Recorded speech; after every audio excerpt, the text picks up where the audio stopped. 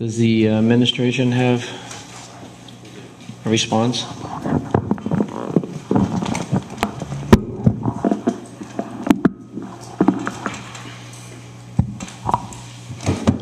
Thank you very much, Mr. Chairman. I have a number of things that I will say, but I'd like to start by saying my comments aren't an us versus them type of thing. It's not a who's got the right numbers point of view. It is my perspective based on the information that I reviewed when Mr. Costa provided this to me last week. My conclusions are based on a different set of numbers. That the presentation was based on what we could potentially bill, and everything that you'll hear me say is what we would potentially collect, which is there's a big difference in disparity between those two numbers. As you recall, we bill at Medicare plus 120. We're about to go up, and there's a presentation in front of us tonight that will take us from Medicare plus 120 to Medicare plus 200. But our current rates that, for instance, are in this report talk about billable rates such as, well, let me start over. The fire department had an overtime appropriation of $200,000 in fiscal year 11. We also had some grant funds that were available that were used for overtime to, I think, mainly to open outskirt stations. There were occasions when it probably brought us back up to a minimum staffing of 14. I haven't done the analysis on that, and I'm not sure that it's relative to the discussion, but we were really out of that overtime budget in January.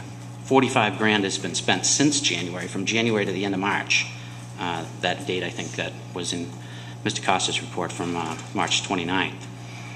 So when you look at why the city, the administration is so careful when we look at all our departments, we have to watch bottom line in each department. So as we get closer to year end, we start to really get concerned where we're looking at. Mr. Costa's report showed, I think, 118 that was left as of that number. Well, now it's 82,000. We still have about 30,000+ in contractual obligations for things like holiday pay that will be paid out of that 82,000. So it doesn't leave a whole heck of a lot out of the $5.2 million original fire department appropriation. So that's the main reason why we said, hey, you know, unless you have emergencies, you've really got to watch your bottom line. You know, if you have an emergency, obviously we've got to do what we have to do to take care of the emergency, such as a fire on Pleasant Street or whatever takes place. The number of turfed runs outlined in the presentation. I think there's a couple of fundamental differences between the perspective that was presented in this presentation and how I might have presented it. First of all, turfed runs don't necessarily mean that you're going to have 100% of those being one billed, because you could go to a call that doesn't result in a bill. And all of the data here is not based on a collection, it's based on a billable amount. Some you might not collect any on. The amounts used for the billable revenues, I don't believe accurately reflect what we collect for BLS and ALS runs. The amounts used in the report for BLS runs is $851.21, and for ALS runs it's $1,571.11. We collect typically BLS runs closer to $368, not $851. And ALS, we collect $624, not the $1,571. And those numbers were given to me on an average from our ambulance billing and collection company, Comstar. And they did an average of 6 months worth of bills, because I asked them what's an average collection for a typical BLS and a typical ALS. So using their numbers, that's a difference of $483 of what is being reported as potential billable versus what I think we're probably going to end up collecting if we collect 100% of that total. So it's $483 for the BLS and $946 for the ALS calls. There was only one intercept on April 18th in the scenario, so I didn't bother to factor that in really.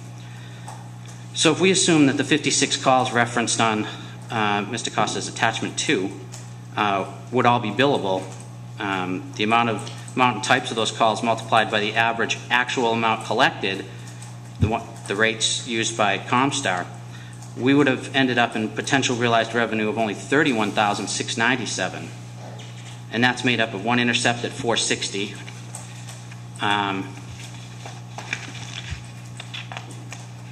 Oops. Do you have my original?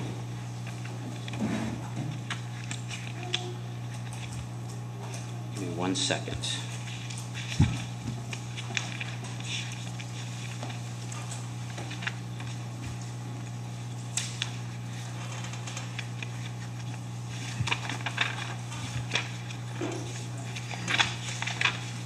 What happened to my page 2?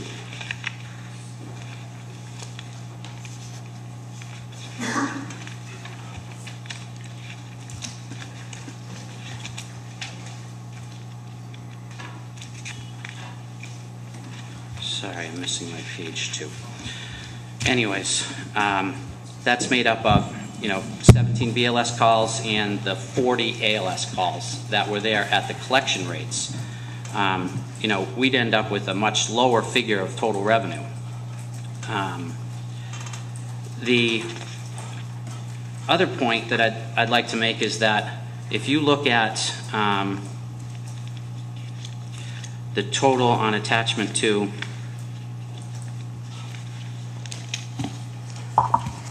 if you look at the total on attachment 2, the presentation shows that we have a cost at $26,710.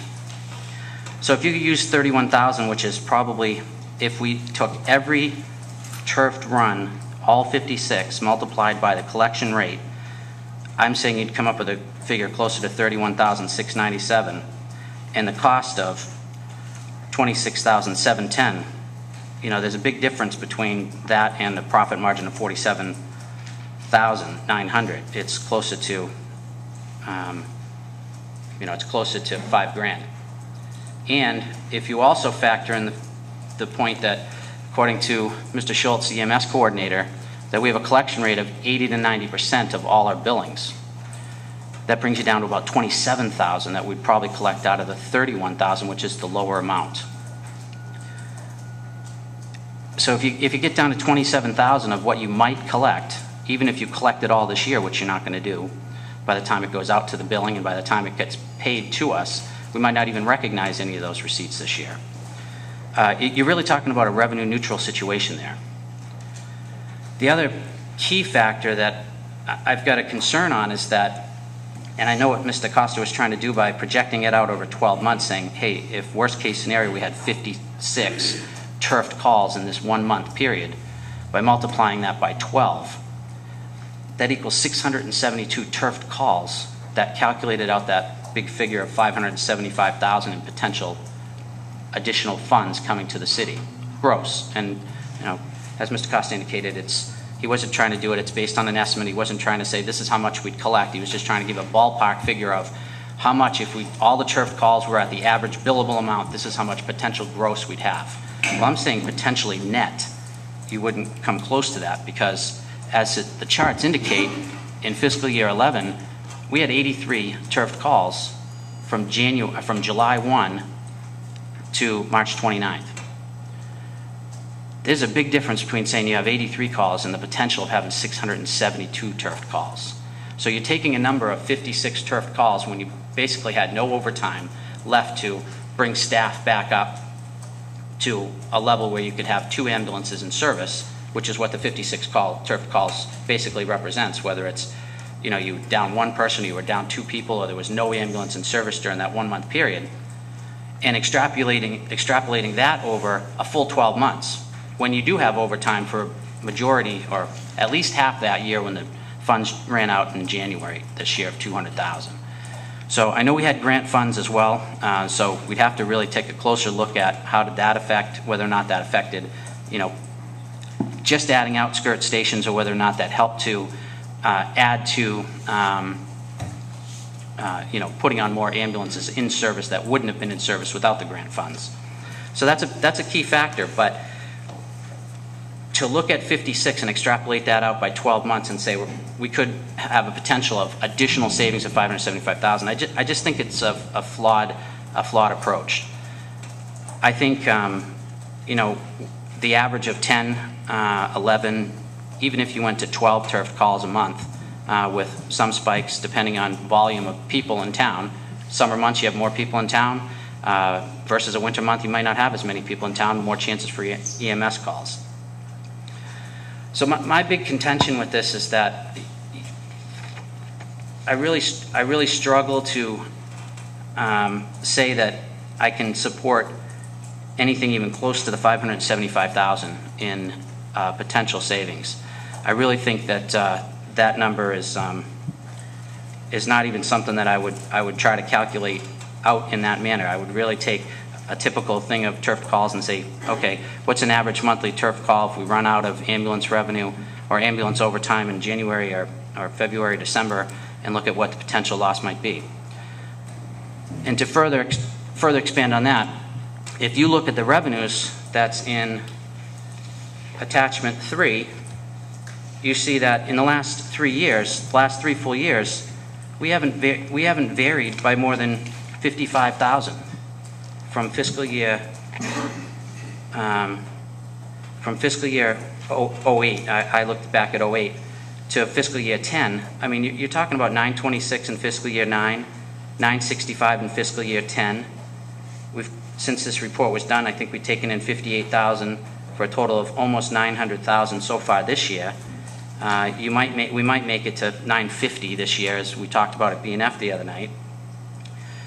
To say that you might take in $895,000 more by spending $320,000 more, I just don't think is supported by the actual revenues that we've had here in the past.